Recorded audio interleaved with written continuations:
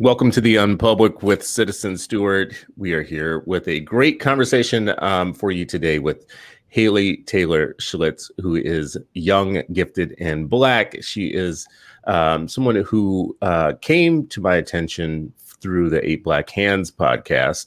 But just in digging in and hearing more about her story, I thought it would be very important for her to join me on this show because we really want to study success. We want to close the belief gap. We want to set the brilliance of young Black people free, and we want them to be living their best lives rather than getting caged by all of the stereotypes and all of the things that hold our young people back. So Haley, good morning, and thank you for joining me this morning. Good morning. Thank you for having me. You know, I just said to you before we joined the show, I'm sure it's every parent, especially Black parents, wish that they want a Haley in their life. They want their kids to be unencumbered by stereotypes and to be set free and to have their intelligence just shine through. So, you know, when you hear me say that, when I present that to you, what do you think are some of the main ingredients that helped you be free, to help you just be a smart person and live your best life as a student? I think one of the biggest things for me was the environment that I grew up in. I was in public school until fifth grade. And in fifth grade, my grades started to slip. I didn't start to fail, but it wasn't as good as I had been doing in elementary school. So my mother decided to ask that I be tested for the Gifted and Talented program, to which they said no. And they said that I can only take the Gifted and Talented program test in kindergarten, but I was born in Los Angeles and didn't move to Texas until I was in second grade. So that wasn't an opportunity for me. So my parents, instead of taking no for an answer, decided to pull me out of public school and homeschool me. And I think that's where I really started to thrive and where I was really able to be the best student that I could be, and the best me that I could be, was because there was a lot of flexibility in homeschooling for my family. And I think it's really important to pay attention to the environment that your student is in, because it makes a huge impact. Even if you're not homeschooling, to try and supplement homeschooling and make the home environment of the public, when your student goes to public school and comes home, the home environment of that is enriching for them so that they can be a better student and just maximize their learning, maximize their potential, is really, really important. So for me, one of the biggest things had to be the environment. So why were your grades starting to slip when you were, you know, in your last year of public school, for instance? Yeah, it was at first, as you can imagine, when people see a student's grade starting to slip, they think, oh, you're not understanding, this is not something that you're not fully comprehending. If you are, you're not accurately portraying that you understand the material. But that wasn't it for me. For me, I was just really bored. I understood everything in class. I understood everything the teacher was talking about. And I just wasn't interested in hearing it again. As you can imagine, for public school, they take enough time so that at least the majority of students can learn something, a particular topic. But for gifted students, they pick things up quicker. So you don't need necessarily maybe a whole week to cover a topic. You just need 2 days. But so you can imagine for those other 4 days, this is extremely boring for me. So if she does a quiz every day or a quiz every week, at the end of the week, I've been bored of this topic. So I'm not interested in redoing it again for the next 4 days. And I'm not interested in trying to do a test or exam or whatever on it every single day for a week or a month or however long they spend. So for me, it was really, I was not engaged in this material at all. And it was really good that my mother was able to see that maybe I was gifted rather than falling behind. Were you one of those kids that was already at home reading a lot on your own, self-directed? I was until fifth grade. And then in fifth grade, I stopped caring as much about my academics and about the things that I was particularly passionate about, like reading or any musical instruments or sport. I wasn't really trying to do this self-betterment. I was more interested in friends and what the other girls thought of me. And at that time, the other girls cared about the boys. So I was trying to care about what the boys thought of me and making sure that I presented myself in a way that the boys would like me. And that was not smart. The boys didn't like smart girls, at least at that school at the time. So that wasn't something that I was interested in being. So it wasn't, I did like reading until 5th grade. And then I stopped reading as much as I had in elementary school. So, and in hearing that, I'm wondering, they weren't trying to, your teachers and the folks in the school, they weren't reading the cues in you, like to say, maybe we should give you some additional work, or, maybe we should give you something that keeps you engaged. They misread the cues. I think that maybe it's easy. I have my degree in education, so I'm not a teacher. So maybe it's easier than we wish it was to falsely identify a student rather than thinking that they're gifted. We think that they are struggling, because that's what happened to me.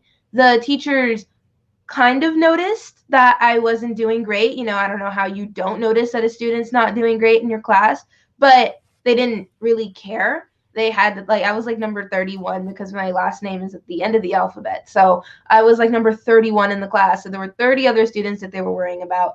And I guess I was doing good enough for them not to be concerned about my grades. But that wasn't good enough for my mom. So she brought it to their attention. And then they said no, so she pulled me out. But either they didn't identify that I was struggling, or they did and they thought I was I was in a grade that was too advanced for me rather than I was gifted. In which case they did really nothing about that. So I don't really know. I don't know if the teachers noticed and didn't do anything, or did notice but thought wrong. But if you had stayed there, so this was 5th grade, I mean, if you had stayed on that track, there's a good chance that your light would have been diminished. I think that's a very, very good chance, because obviously the gifted and talented program was going to be a fight to get into if I ended up getting into that.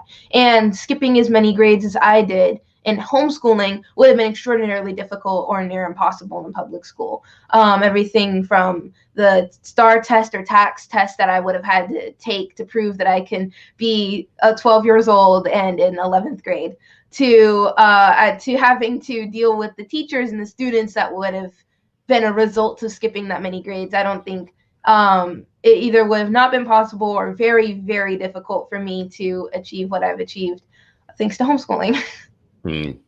So your mom pulls you out in 5th grade. Is that what you said? Mm-hmm. 5th? Yeah. So your mom pulls you out in 5th grade and you start homeschooling. What is that initial experience like of not having to go to the building every day and having to deal with what you were before? So now you're at home and you're doing your education at home. What's that like? It was interesting because I wasn't completely homeschooled. I went to an actual building 2 days a week with teachers, like a normal school. I went to 2 days a week, and then the rest of the time I was at home. For me at the time, I didn't really, I mean, how does the student not know that they're not doing great in class in a particular subject? But I didn't care. So going to homeschooling didn't really it didn't impact me in a particularly negative or positive way. Like I said, I really only cared about making friends. So that was where my mind was in that transition. But then I was quickly able to, in homeschooling, really live up to my full potential. So me making friends was not my top priority in going to school. So that was really good. But the transition from public school to homeschool, when it came to academics, the immediate transition didn't change for me. Like I keep saying, I only cared about friends. The actual daily transition from going every day to only going 2 days a week, I liked, because then I could sleep in on the days I didn't have to go. So everything was really superficial. But I wasn't against it. So you get more freedom, and you don't hate that part. Yeah. Did you have what you needed in terms of self-direction and motivation to keep yourself on track? I mean, it feels like you need to be more independent to do the homeschooling. So you go from being in a public school setting where a lot of things are, this is what we're doing now, and from minute to minute. And then you go to a home situation where I don't know how it was for you, but maybe it feels in my mind like you have to be more independent and self-directed. Did that come naturally to you? Did you just, that was in you already, or did you have to learn? Yeah, that's a great question. It wasn't something that it was kind of like in between, if that makes sense. It wasn't something that I was a particularly natural talent in being able to just jump in and manage my time fantastically and be independent. But it wasn't something that I particularly struggled with. It really has been development and a journey in my time management, because when I was in 5th grade and I had just transitioned to homeschooling, there would be a calendar, as you can imagine, like a planner, like a personal daily planner, and you have your things to do in that planner. And I just check things off because I like to see things checked off, and I didn't do them. It just looked nice checked off. So you can imagine that's not a very good strategy to have. I forgot to do things now because it was a check when I didn't do it. So that things like that, where I knew what the purpose of the planner was, I knew how to use the planner, what to write down in the planner, things like that. But there was a lot of growth that was done, and I don't think that it could have been achieved for me personally without homeschooling. It allowed me to really rely more on myself, in which case I was able to grow a lot more because of it. So it was very, very necessary. And it's my time management and independence has grown a lot since then. As you can imagine, I don't just check things off because I like to see them checked off now. So it was not a natural talent, but it wasn't something I particularly struggled with. I'm cracking up because the strategy of checking things off just because you like to see things checked off is a strategy. I still use it sometimes. I will still say, do I need to do this as much as I think I need to do this? I've talked to different parents who, for different reasons, homeschool. Sometimes it's religious, sometimes it's very close to your situation, which is they feel like their student will get more out of having an independent learning situation. But I've noticed a spectrum in terms of some that are very strict and some that are super loose, like, the unconstructed learning and just let kids kind of do whatever. Where did your parents fall on the spectrum between, being tight and being loose? It's weird because my mom was strictly loose. Like it was an odd combination. But it was really fun because on one hand, it was very like, let the student figure out what they're passionate about and go from there. Figure out, like, for me, one of my favorite subjects was math. So it was probably my all-time favorite subject. So that's really what helped me skip all the grades that I did. I went from being a 5th grader at 10 years old to being a 12th grader at 13. So however many grades that is, it was because of math. I was able to like skip pre-algebra and go to algebra, for example, and then the rest of the subjects just kind of went with it. So that would be something that I think for families is to find your students like particular subject that they're good at and try to help them accelerate as much as they're comfortable, like as much as they need to in that subject area, and the rest will kind of tag along. But for me, my mom, she was loose in a way, but strict in a way. And I say that because how my mom approached homeschooling was there are core subjects that you need to know so that you can learn. And she was teaching me how to learn. So math and like language arts or reading or writing or some sort of like spelling class of some sort were the two primary things that we did, me and my siblings, when we were homeschooling, because my mom was like, math is something that's building blocks. So if you know pre-algebra, you can go to algebra. If you know algebra, you know geometry, and etc. And then for language arts, if you know how to read and you know how to write, you can teach yourself everything else that you need to know. So history, science, those things you can learn if you know how to read, and you can do the assignments that you need to do at any level if you know how to write and if you know how to read the instructions. So it was really like, it was strict in that sense, but you can imagine that that's not as strict as public school. So it was also loose in that over the summer, she'd have us choose the hobbies that we want to do and we do them. So horseback riding or photography, for example. It wasn't something where it's a strict club that meets every Friday. Like I had those too, but it was some things were very loose. Like I said, over the summer, you choose your hobbies or something. But then on the other hand, there were a lot of things that were strict, like math, language arts, or if we had clubs that did meet on a constant schedule, that was something that inevitably was going to be more strict. But it was a combination of both. And I think that was, like Mm-hmm. you said, it's a spectrum. And I think that was really beneficial. I always wonder when I hear stories like yours, Haley, about nurture versus nature, like how much of this was just already in you and it would have come out anyways, versus how much of this was because people took action in your life to make sure that your environment was conducive to learning. Do you think it's a mix? Do you think it was you're just naturally gifted and you probably would have succeeded some kind of way anyways? Or do you think that this homeschooling part of your life actually really did play like a big role in shining the diamond type of thing, right? Like bringing out what was best in you. It's kind of a compound question, but do you think it was more of one than the other, nature versus nature, or wait, nature versus nurture? That's a good question. I think that had I not been pulled out and been able to homeschool, I think that I'd be very on track. And obviously, absolutely nothing wrong with that. I don't think that I would have been maximizing my full potential. I don't think I would have been graduated by high school by now. I think I might have been graduating this year, in May, maybe. And I think that I eventually would have started caring more about my own personal success in academics rather than just trying to make friends and impress the boys. I do think that I eventually would have developed that more sense of self and not really relying on the other girls or boys to be accepted. So I do think I would have made that progress. In which case I would have started caring about my grades and academics because I wanted to go to college and stuff. So I think that I still would have been academically successful, but not to the degree that I am right now, obviously.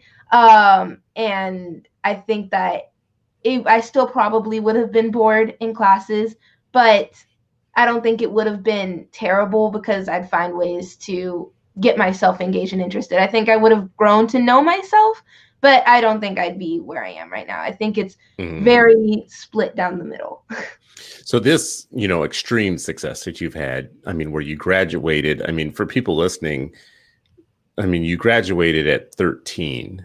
Yeah, I graduated high school. Mm-hmm. I mean,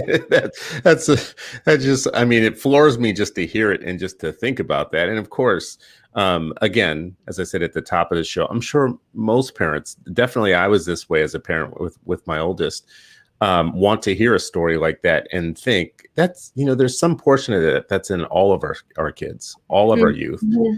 And it's not being, I don't know what you would call it, but it's not being cultivated in all of our young people. Our young people are oftentimes sitting with talent, and we're not making the most of that talent.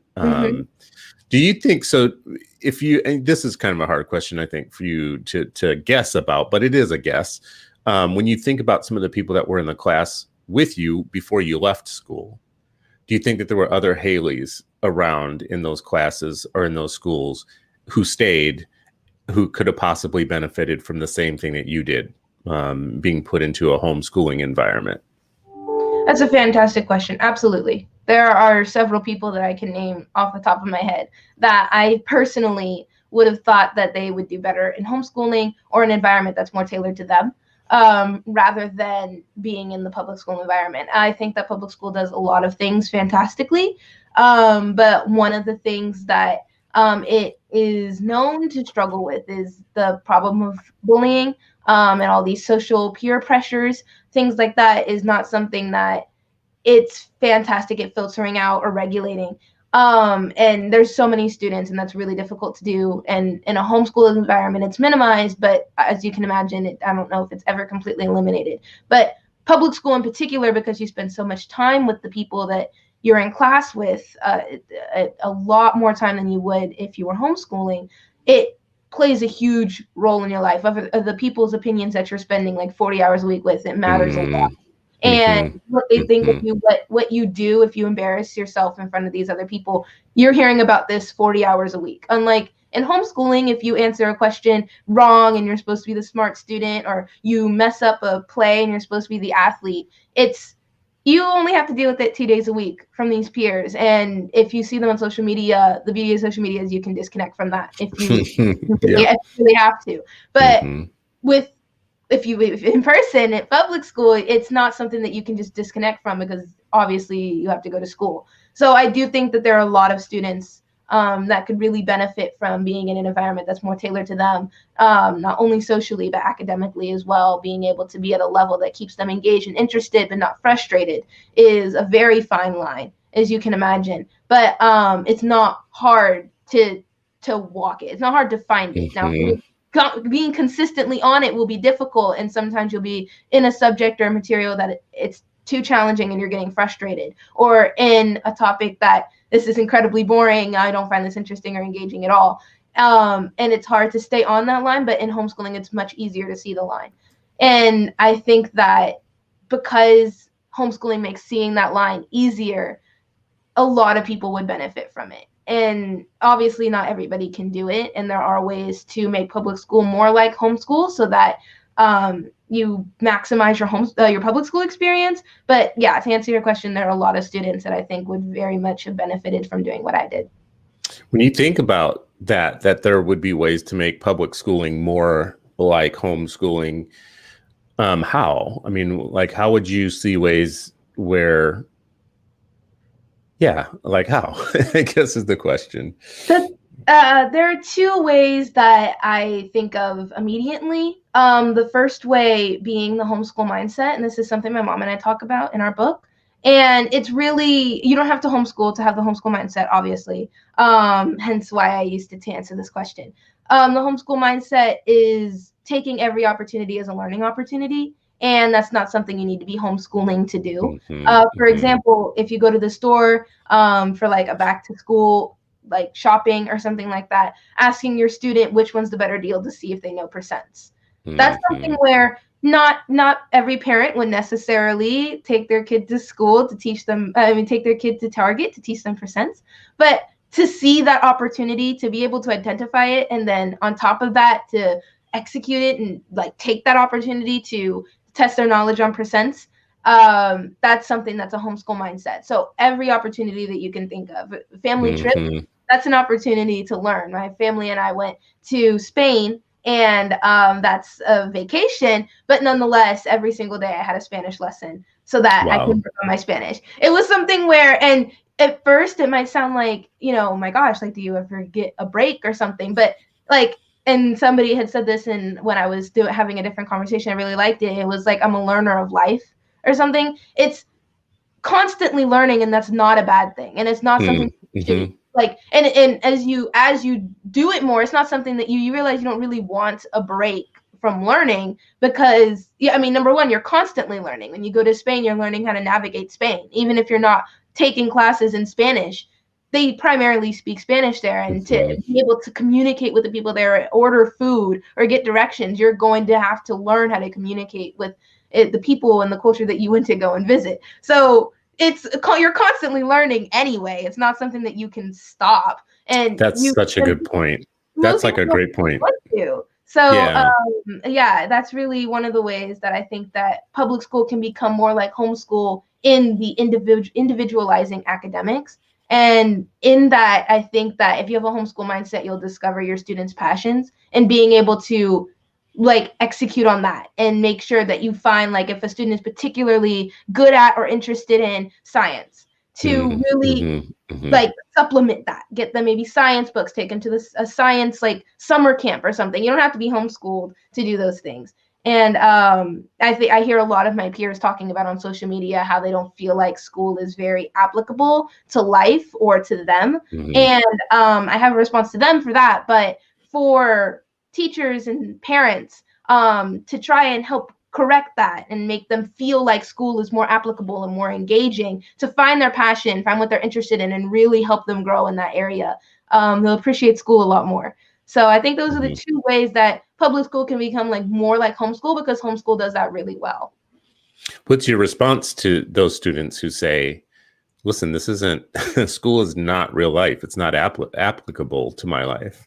I think that it's a very superficial way of looking at school. I think that at the minimum, and something that students, when they say that, I feel like they're failing to recognize is school teaches you how to learn. And that's something that's very, very critical for life. Learning how to learn is very, very important, and it is applicable no matter what you're doing. They talk about a lot, like, I don't know how to pay taxes. That's not something that school teaches me. And yes, on one hand, it'd be fantastic if public schools had some sort of life course, if they don't, on how to pay taxes, how to buy a house, things that are very, very applicable to real life. But on the other hand, yeah, the Pythagorean theorem or the quadratic equation is not something that you use every day while you're shopping for, hair products. But now you know how to learn. And that's something where that flashcards don't work for you. That's just not something that works. You tried it while you were trying to learn the quadratic equation. It did not work. And you know that about yourself now because of public school. And then also public school gives you building blocks and a foundation where you can build up on that. So even if you don't use the quadratic equation, knowing that what the quadratic equation does, it doesn't only give you the literal equation. It gives you a mindset of being able to recognize there are systems in place in the world, and being able to have that foundation of learning and having that foundation of knowledge, even if you don't actually literally use the equation, is really, really important. And school is really, really important. And when people say, nothing in school, which is already a really, really big thing to be saying, is applicable to real life, they're just really, they're downplaying the importance of school. And that's something that's very dangerous, because if you approach school with that mindset, you're not going to be able to get the most out of it. And that would be really unfortunate, because it has a lot to offer. Yes, the Pythagorean theorem is not something you use at Target, but that does not mean that nothing in school is applicable to real life. So it's a balance. It's interesting to hear both sides, and I think both sides are right, but have a lot of growth, a lot of room to grow. Yeah, listening to you, it's, to me, it's a perhaps what many students are saying when they say that, because I feel like I was that student oftentimes, is that what you said earlier about the level of discovering an individual student's passions and then building on that and working with that. The more that is happening, the less likely a student is to say something like, this school isn't applicable. The less that is happening, the more that student is like I was, which was really disconnected. It was almost like walking in a different world. Going into the school, it was like, why am I in this foreign place? This, this has nothing to do with my home life, has nothing to do with me. Culturally speaking, it was backwards. It didn't, match my culture. No. And I felt like, and this wasn't every school, but in some schools it was worse than others, right? Like, where culturally it was a mismatch. But you felt like, well, the adults put me here, so I guess I gotta be here, I wanted to ask this question earlier. When I think about, you have this gift for math, and math was one of the things that you really cared about. So when you think about your siblings and your parents, are you all, as a family unit, are you all gifted in the same ways? So is that math something that your siblings and your parents also had, or do you find that there's a difference, like each of you had a different superpower or a different special interest? That's really interesting. I don't think that we're all gifted in the same way. But I don't think we're gifted in the same subjects, but I think we're gifted in the same way in that we pick up on things quickly. And I think that that's really what we have in common. Mine was math. My mother's is probably math and science. She's an ER doctor, so she really likes science, but I can imagine that math is something that she's also very gifted in, because they kind of go hand in hand.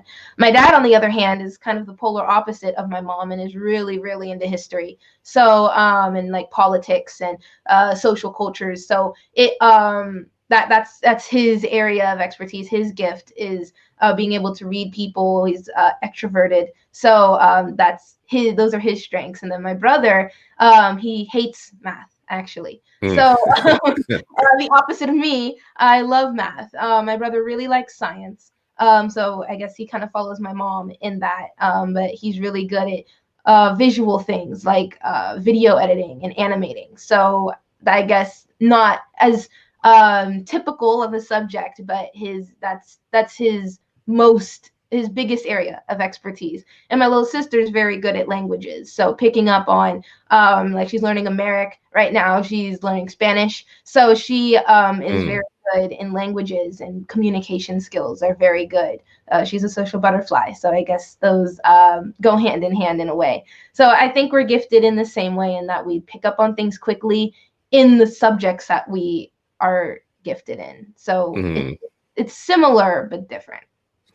I wonder about, and what was behind that question was just wondering if like, oh, maybe this is just some special family of math prodigies. So of course they all do well, right? But it's, but you guys are different in your, in what you care about. How important was dialogue in your family and in your growth? Like, I'm just starting to read more about the way that you talk with your young people in your house has an influence on how much they start thinking and what their cognition is like. How important was it, like, being in dialogue for your parents with you around important matters or cultural things, or just in general, like treating you as a mature person? Did that play a big role in your growth?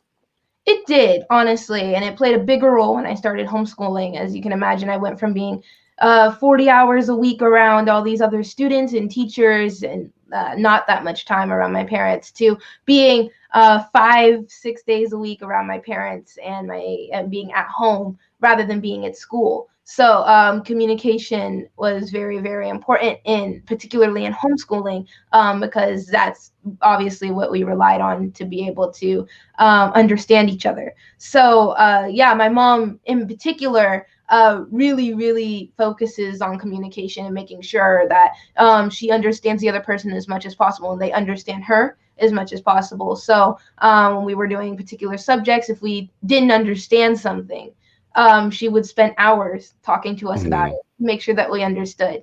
And, or at least if we didn't, at least at the end of the conversation we didn't understand, at least we understood what we didn't understand, rather than being completely clueless about what you don't know and you don't know it. So it's kind of like, it's like a double, it's like you don't know something times two. So my mom she loves to talk to us, making sure that she understands how we're doing emotionally, mentally, socially, and academically. So communication became really big, especially after we started homeschooling.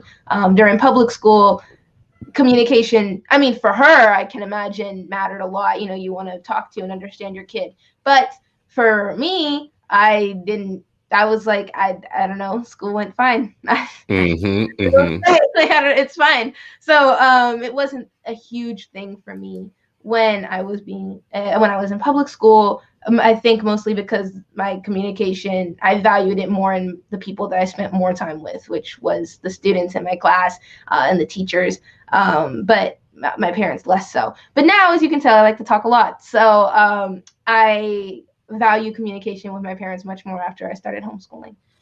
One of the big questions in homeschooling, and you're defying all of it right now on the spot with me, is people worry about the socialization.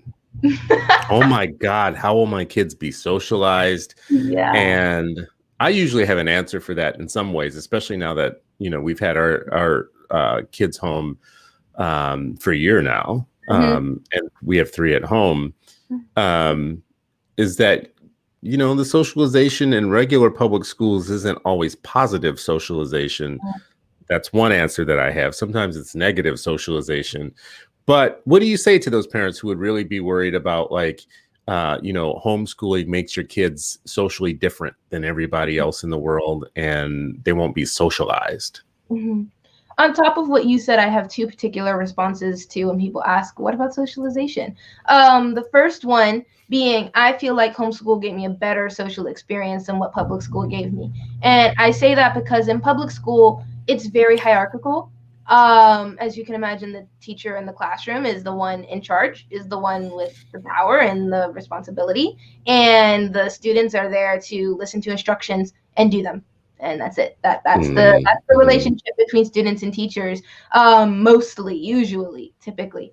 And then for the students, they're all peers, and you're all you're within a year apart, and everybody around you is your peer. And that's your social experience. But for homeschooling, I was allowed to experience different levels of socialization. And when I say that, I mean I was exposed to people who were not just a year younger than me, like public school exposed me to. I was exposed to people who were 5 years younger than me, or 6 years, 7 years younger than me, like very, in my opinion, like, very young.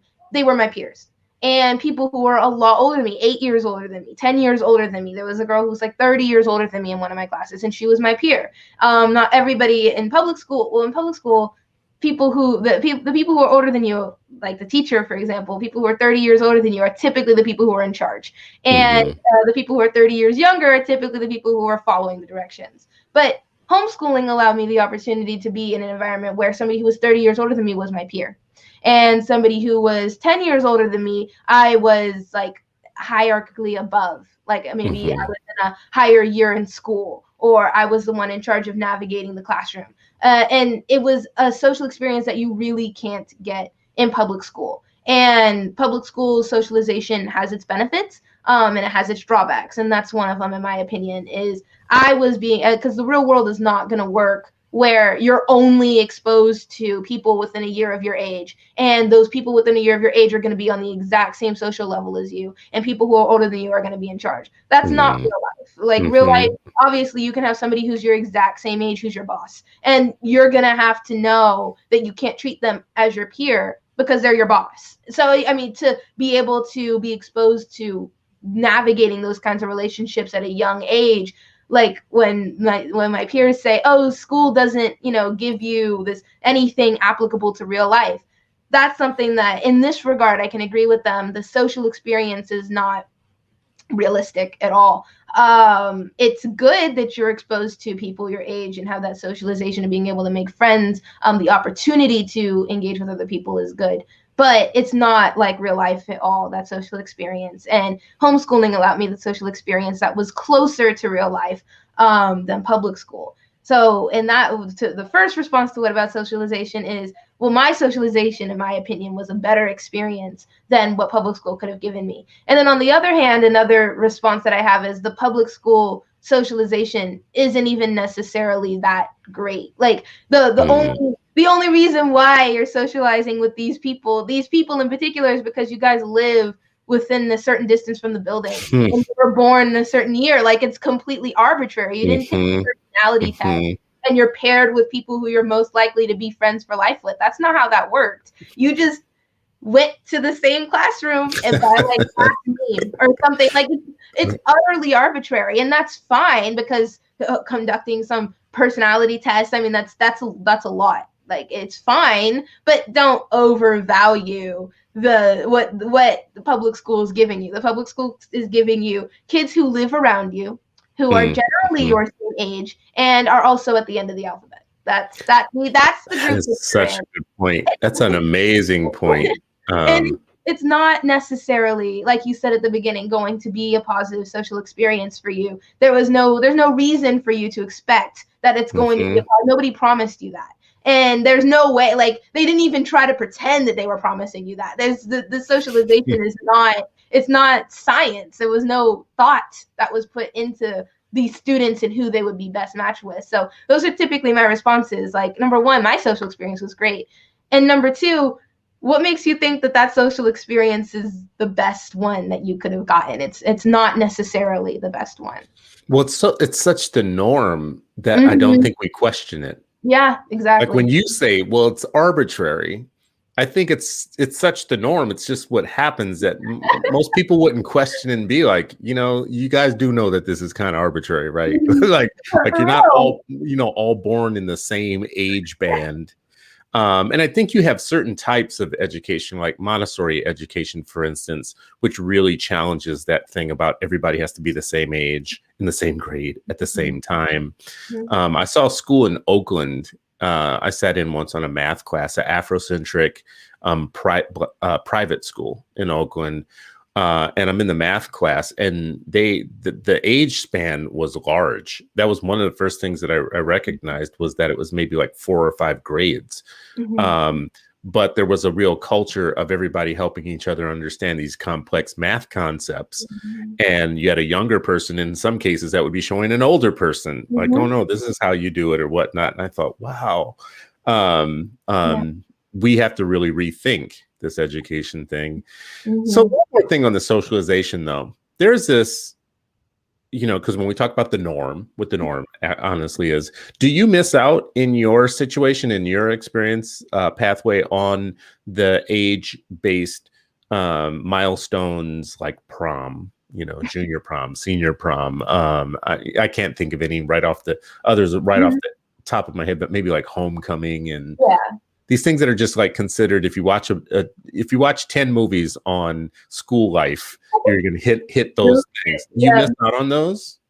No, I didn't, but that's because my parents took action to make sure that I didn't. It's something where those events that they're typically public school founded, as you can imagine, like prom is something that is for public school, homecoming, things like that are typically things that it's like that's a very well-known public school event. So as you can imagine, if you homeschool, it's easier to miss those big events. But number one, even if you don't get to go to a prom, there are other ways to basically get that similar experience of going to a very big deal party or ball of some sort. For me, for example, I did get to go to a prom, but on top of that, I got to be a debutante.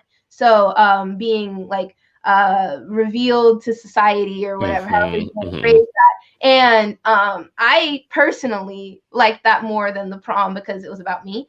So it was as the saying. So it was like me and like 3 other girls, and we were the debutantes. And there was this whole thing where they read a whole bio about me as I slowly walked on the stage, and then my dad and I danced. And it's like prom, but it's different. Of course, they're totally different experiences. But the idea behind it of going to a ball, having this like experience that's really about you. You get to buy this nice dress, you get to go with a date, and you get to go and have fun at this party with music and food. And you can still obviously get that experience. It won't be like you've been going to high school with these people for 4 years, and now you get your prom with your, like, I don't know, like in a movie of a high school, cheerleader and an athlete or something. Like, it's not going to be like that because you're not going to public school, of course. But you can get an experience that's very, very similar, just as good. And it could be better if you like that experience more. Like for me in the debutante, like I like that I went to a prom and I went to a debutante. So I got both experiences. And I like the debutante more because it was really more about me. And that's something where the entire event was about me.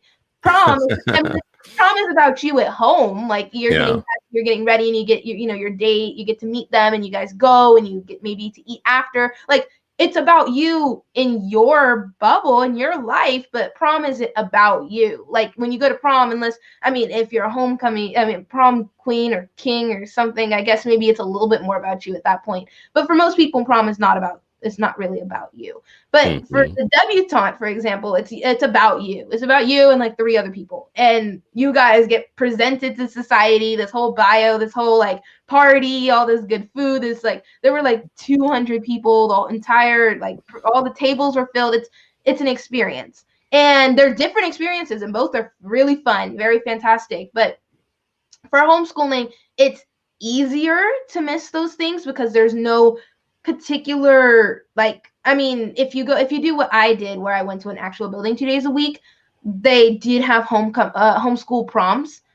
So you can have that opportunity, and you will be reminded that that's an opportunity that other students at public school are experiencing. But in homeschooling, it is easier to miss those opportunities. But on the other hand, in homeschooling, it's also easier to seek out opportunities that may be better for you. So personally, or maybe expose you to how the rest of the world does things. Yeah. I love this point. I mean, I haven't delved into it enough, but as a parent, so my youngest is my daughter, all the rest are boys, right? So she maybe 2 years or so ago came down, or a year or so ago, and came down and asked me about a quinceanera and if she was going to have one. And I was like, note to self, let's Google this and see what this is. Like,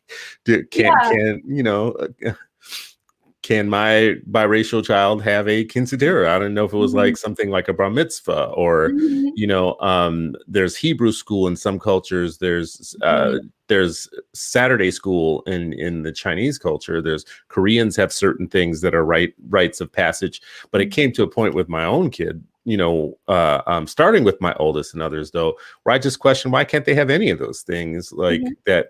It's exposing them to what different cultures do.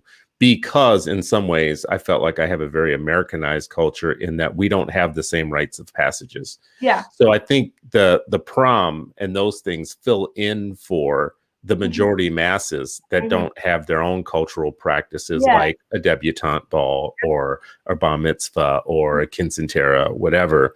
But it also puts us in the position, if we were to homeschool, to be able to say, honey, you can have any of those things that you wanted. Well, I don't know if we could have a bar mitzvah, but we could, can definitely, we can.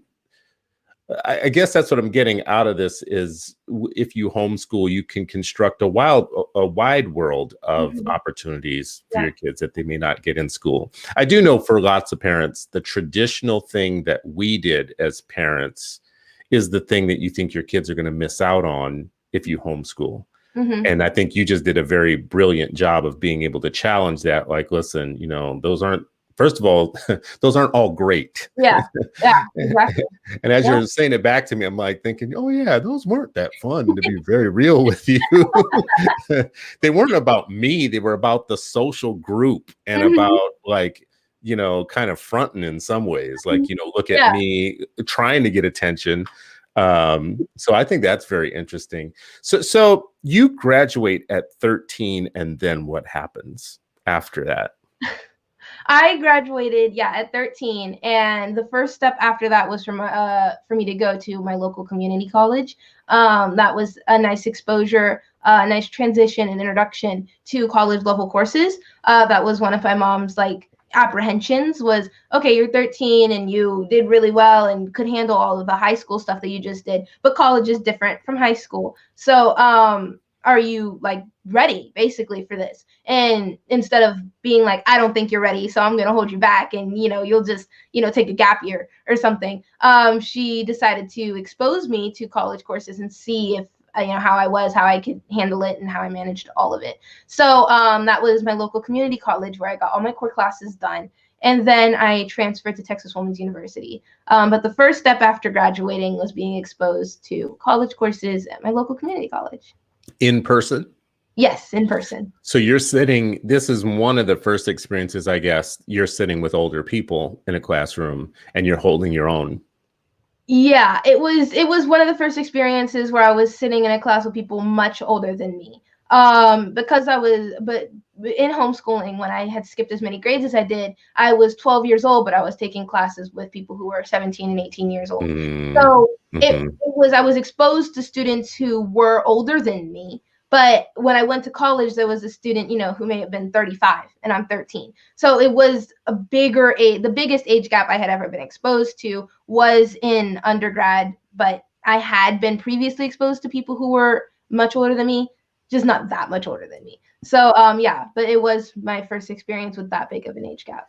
And you held your own. You didn't feel out of place. You were able to make it happen? No, at first I was really nervous that I wasn't going to be able to handle the workload, or I was going to be very, at least personally, I would feel like I was socially outcasted because everybody else was so much older than me, and I just couldn't relate to them on any level. But it was easier than I expected, and I was able to hold my own because when I went in there, the expectation was I wasn't going to be able to socialize with anybody or talk to anybody because I was so young and everybody else was so much older. But you quickly realize that they're human beings And they also have lived a life full of experiences, and you guys can relate on those experiences. And even if you don't have a whole lot in common, you have this class in common. So being able to talk about the class, teacher, the homework, it was not as hard as I thought it was going to be to socialize with my peers.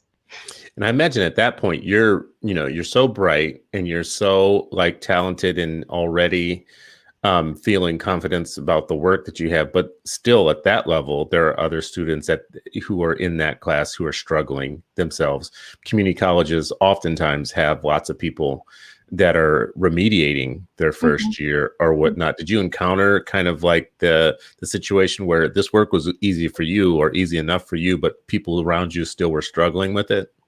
Yeah, I did experience that. And it wasn't anything that I necessarily gave a second thought to, because I think I recognized when I was younger that everybody is on a different level. And just because, and I think this came from homeschooling, that just because they're in the same class as me doesn't mean that we're like on the same like academic level. And that doesn't mean that I'm higher than everybody, obviously. That it could easily mean that I'm on the lowest academic level in the class. And that's something that after being homeschooled I had been exposed to already. And that was the beauty of homeschooling, one of many at least, was it really had that flexibility where students in public school, they try really, really hard, and I get it. They try really hard to make sure all the students move at the generally the same pace, understand most of the stuff they're taught is very cookie cutter, and they try to get every student to go at the same pace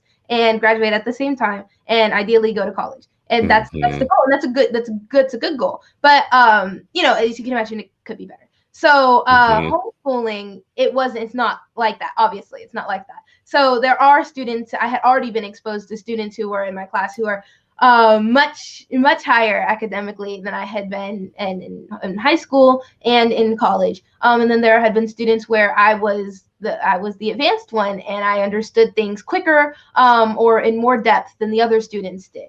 And that doesn't mean that we should not have been in the same class. It just meant that maybe they are struggling with this particular topic, or maybe they, don't find it interesting. I mean, it could be a number of reasons why. But you have no judgment on it. You're pretty like well-adjusted in that situation. So when you're looking at them, no judgment on them. So then you move on, you transfer out of community college into an undergraduate program. Same thing. You land in those classes at Texas Women's University, and you're still feeling confident. You're still able to keep up. It was because they were college courses, and my local community college was able to expose me to what it took to be able to be successly in college. The transition was not that hard for me. Yeah. Well, now, I'm afraid of you, Haley, because you just each of these jumps we keep talking about get bigger and bigger. So then you think, well, law school, right? Like I should do law school. So you're in law school now, right? I am. Yeah. So you're in your second year. So you're pretty much in the home stretch. Like, yeah. This feels in some ways like a juggernaut. So you leave traditional school, you homeschool, you have rapid acceleration from 5th grade to graduating at 13. You go straight into community college and transfer straight into an undergrad, and you're in law school now in the home stretch. Is there when you're done with law school, is there this deep like exhale where you're like, okay, see, I'm done with all that right now I'm gonna just chill on the beach for a while? Or are you just like gonna keep riding the thing out, and you are like lifelong learner? I'm definitely a lifelong learner, but I can guarantee that on graduation day of law school, there will definitely be a deep breath. I don't plan to go to school again after law school. That's my current plan. Obviously, where will life take me? But I am very much looking forward to being able to be done with school after I graduate law school. So that will definitely be a moment of deep breath. But the next step is taking the bar. So, it's not entirely done. Not that I want to be done with learning, but structured learning by somebody else's standard, it would be really nice to be done with that. Mm-hmm. What do you want to do in terms of career? Like, you'll have a law degree. But do you want to do law, or do you want to teach, or do you want to do something else, or do you want to be an author? I mean, you've done all these things. You're a speaker, you're a national speaker right now, you're an author, you have a platform. You definitely are an inspiration to other young people, and definitely, I think, an inspiration to parents of what good looks like. Like, you can nurture your young person to be the best they can be or whatnot. So what do you want to do with it once you have your law degree? That's a really good question. And I think that the very first step out of law school is going to be to work in educational policy. So being able to get laws that are passed that relate to the educational system, specifically in Texas, and diversifying the teacher workforce in the Gift and Talented program would be at the top of my list of goals. In the long run, being an author, being a teacher, being a business owner are all things that are really interesting to me, and still being a speaker as well. But first step out of law school would be to find some sort of organization that works in educational policy and join that, so I can make a difference in that area. What would you change about education policy as it relates to gifted programs? I think one of the ways that the gifted program could really be impacted is if the teacher workforce is diversified. There are a bunch of studies that show that students of color are very, very impacted if they have one teacher of color. I think it's like they're 13% more likely to go to and graduate from college or something like that. And that's a big increase from just one teacher of color. And that's before fourth grade. So at a time where you think that that's not like significant, like they don't even remember. So I think diversifying the teacher workforce, these teachers will be able to more accurately recognize gifted students. I feel like there are a lot of microaggressions that all human beings have, but teachers then are included in that. And these microaggressions negatively impact students of color, in which case they have a harder time skipping grades, have a harder time succeeding in class, have a harder time getting into the Gift and Talented program. And I think if I had a teacher of color when I was trying to get into the Gift and Talented program, things may have played out a lot differently. So diversifying the teacher workforce, I think, will in turn diversify the Gift and Talented program, and that would be a very big accomplishment. Man, you're such a joy, Haley. One of our long-term viewers here, Michelle Johnson, who is very much a person who cares about teacher policy and how we prepare teachers, and very much works on training teachers to be the best they can be with their students. She says, I would rather Haley be Biden's educational policy leader instead of that woman who is doing it now, which I think actually I have to agree with that. Listen, I'm so excited and happy that you were able to come on today. This has, for me, been a bright point for my week, because I love hearing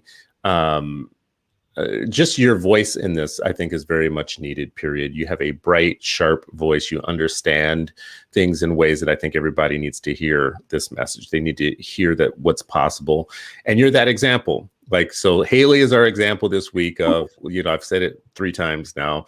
I think every one of us as parents wants a Haley, in our stable of young people. So, so thank you so much. 1, for being an inspiration, but 2, for sharing your story and sharing it widely. I appreciate that.